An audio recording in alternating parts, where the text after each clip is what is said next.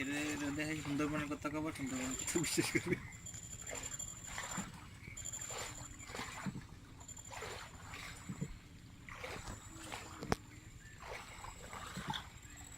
বাড়ি গিয়ে সুন্দরবন